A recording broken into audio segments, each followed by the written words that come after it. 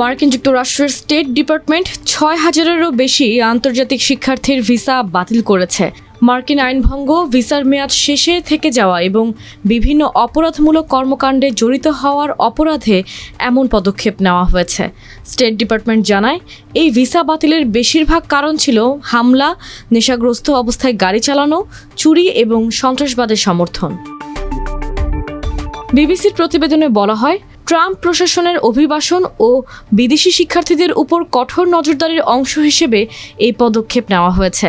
তবে সন্ত্রাসবাদের সমর্থন বলতে তারা কী বোঝাচ্ছে তা স্পষ্ট করেনি। ধারণা করা হচ্ছে, ফিলিস্তিনের পক্ষে প্রতিবাদ করা কিছু শিক্ষার্থীকে এই তালিকায় টানা হয়েছে, যাদের বিরুদ্ধে ট্রাম্প প্রশাসন ইহুদি বিদ্বেষী আচরণের অভিযোগ তুলেছে। স্টেট ডিপার্টমেন্ট জানিয়েছে, ৬,০০০ ভিসার মধ্যে প্রায় ৪,০০০ বাতিল হয়েছে সরাসরি আইন ভঙ্গের কারণে।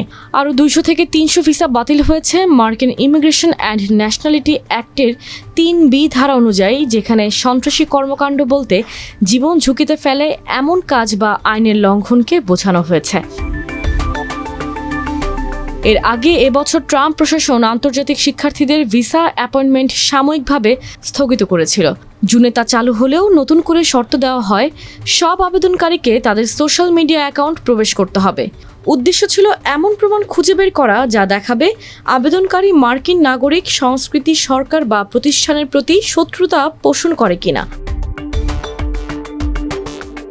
ভিসা অফিসারদের আরও নির্দেশ দেওয়া হয়েছিল, আবেদনকারীদের মধ্যে কেউ বিদেশি সন্ত্রাসী সংগঠনকে সমর্থন করছে কিনা অথবা মার্কিন নিরাপত্তার জন্য হুমকি হয়ে দাঁড়াচ্ছে কিনা তা খুঁজে বের করতে। একই সঙ্গে যারা বেআইনি ইহুদি বিদ্বেষী হামলা বা হয়রানিতে জড়িত তাদেরও চিহ্নিত করার নির্দেশ ছিল। মার্কিন পররাষ্ট্রমন্ত্রী মার্কো রুবিও মে মাসে কংগ্রেসে বলেন, জানুয়ারি থেকে হাজার হাজার শিক্ষার্থী ভিসা বাতিল করা হয়েছে। তিনি আরও জানান, আমার কাছে সর্বশেষ হিসাব নেই, তবে কাজ এখনও বাকি আছে। যারা এখানে অতিথি হয়ে এসেও আমাদের শিক্ষা প্রতিষ্ঠানে বিশৃঙ্খলা সৃষ্টি করছে, তাদের ভিসা আমরা বাতিল করতে থাকব। ডেমোক্রেটরা এই উদ্যোগের বিরোধিতা করছে। তাদের মতে এটি শিক্ষার্থীদের অধিকার ও আইনি প্রক্রিয়ার উপর সরাসরি আঘাত।